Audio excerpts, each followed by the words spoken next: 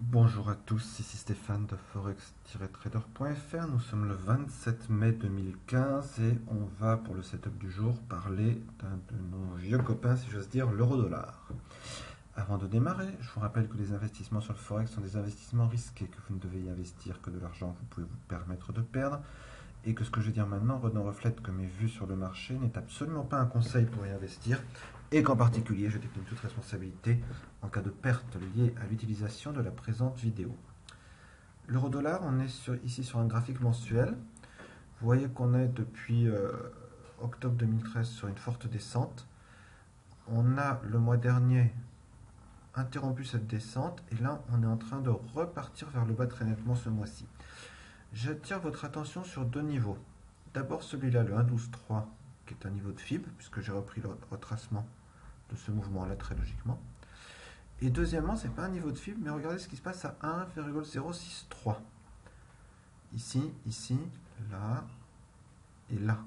C'est un niveau qui n'est pas du tout évident à passer. D'ailleurs, c'est à peu près à ce niveau-là qu'on a arrêté de descendre la dernière fois. Donc 1,063, à peu près, parce que c'est sur le graphe mensuel, est un niveau auquel on doit toujours garder en tête. On va voir sur la semaine.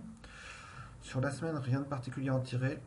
La semaine dernière, fort avalement baissier, qu'on est en train de continuer. Donc on va probablement redescendre, retester ce niveau un peu plus bas.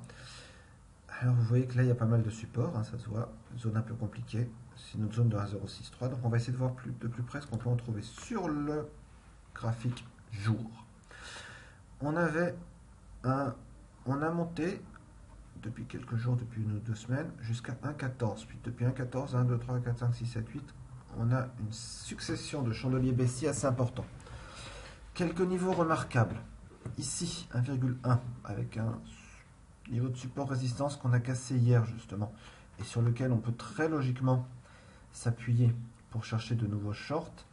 Cette EMAS 100 vers 1,11,1 et un niveau à peu près de résistance.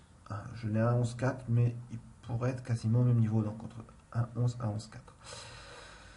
Ça veut dire que du côté vers le haut, pour l'instant, il semble que vers 1.1 et 1.11, on a des résistances vers lesquelles on pourrait s'appuyer pour chercher à vendre, puisque vu ce chandelier d'hier, je reste sur l'idée qu'il vaut mieux vendre, vendre en ce moment. Vendre vers où? C'est H4 qui va nous donner la solution. Cette fois sur H4, alors je reviens un petit coup, je vais prendre ce retracement de FIB là pour voir ce que je peux y trouver.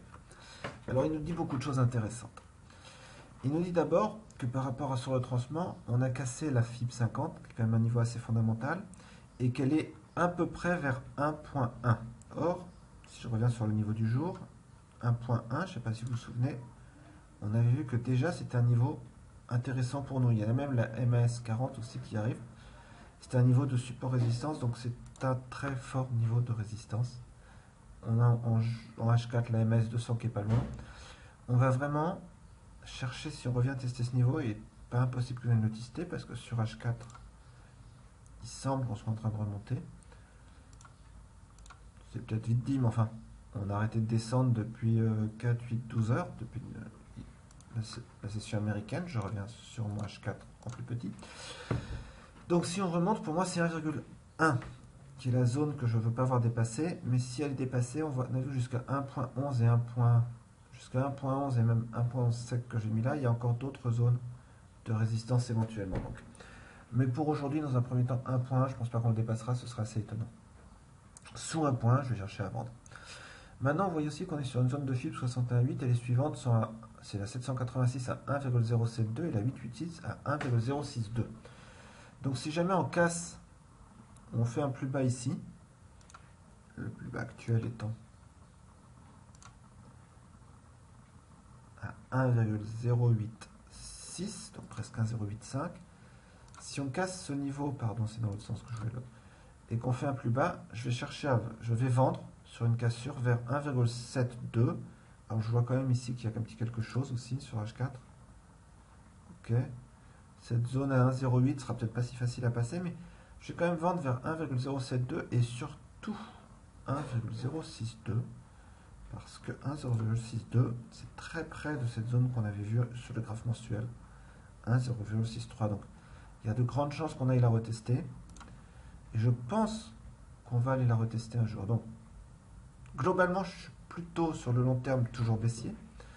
Je n'exclus pas une petite consolidation, mais dans ce cas-là, à mon avis, on trade à 1,08. Je pense qu'on peut remonter jusqu'à 1,1. Alors, vous me direz, ça fait presque 100 pips, il y a peut-être moyen de faire quelque chose. À 1,1, je vais chercher à revendre.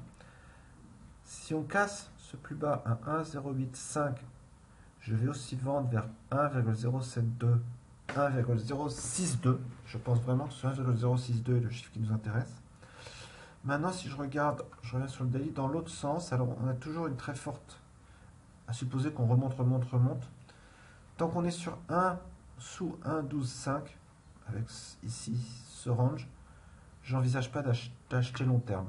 Si on casse 1,12,5, je penserais qu'on peut monter beaucoup plus haut. Mais pour l'instant, je reste toujours à regarder pas plus haut que 1,10 et en cherchant à taper sur 1,062. Donc j'attends un signal baissier pour rentrer vendeur.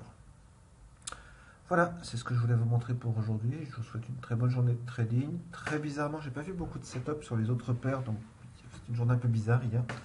On va voir si ça s'éclaire aujourd'hui. Bonne journée, on se retrouve demain pour une autre vidéo de forex-trader.fr. Au revoir.